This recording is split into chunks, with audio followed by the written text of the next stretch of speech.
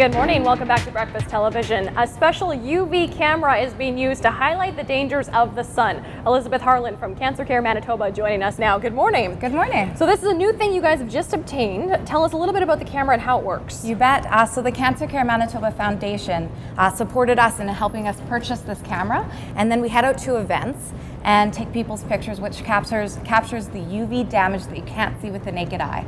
Wow, and it's graphic. It is. Everybody's horrified by the results. Okay, we brought in web producer Sean Grech to be our model for this demonstration. It's super quick and easy. It's just like taking a normal photograph. It's a Polaroid. It's like the classic Polaroid. Okay, so walk us through. Okay, so Sean, if you put your chin in this little bucket here, 1, 2, 3.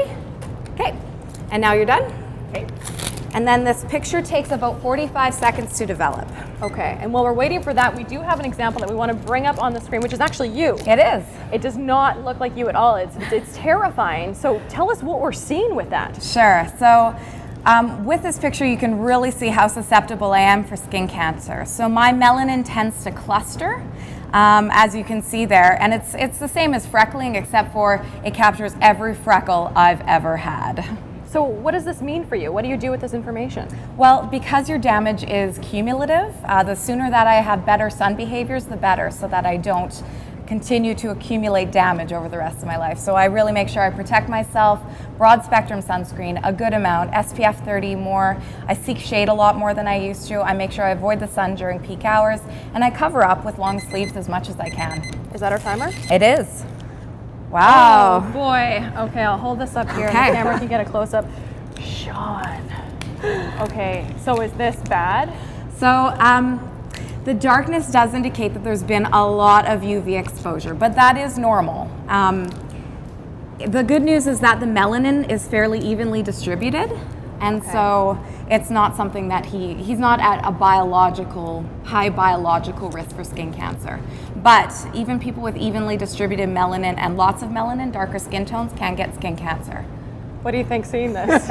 It's crazy. I mean, I get a lot of sun exposure. I was recently in Mexico, so I'm sure that has a lot to do with it, but I used to tan as well in the beds. Oh, okay. So I think that has something to do with it as well. But yeah, I'm actually very shocked. And that's bad. A wake-up call for sure. It is. Okay, so now that we see the damage, there's nothing you can do to reverse this. That is correct. But you can prevent future damage from happening. Okay, and you went through some of those tips there, but again, the sunscreen, point out exactly what you want to look for on that bottle. Sure.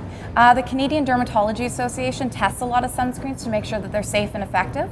So if you look for the Canadian Derm Association's logo, then that's a good sign. Make sure that it's at least SPF 30 and that it's UVA and UVB or broad spectrum. Okay, so you want to look for those words broad spectrum on it. And if you want to see what your face would look like, how much damage you've caused yourself, you can actually find the camera out and about throughout the summer. That's correct. So our events are all listed on our website, which is www.cancercare.mb as in Manitoba.ca. And it really is a good thing, because the worst thing you can do is just keep going and damaging your skin. So this will at least stop you, right, Sean? Yes. Next time you go to Mexico, you're going to be more careful. Definitely load up on the SPF for sure. Thank you so much, Elizabeth. And if you want to find out where you can find the camera this summer and get your picture taken, we have the link up on breakfasttelevision.ca. More BT coming up. Stay with us.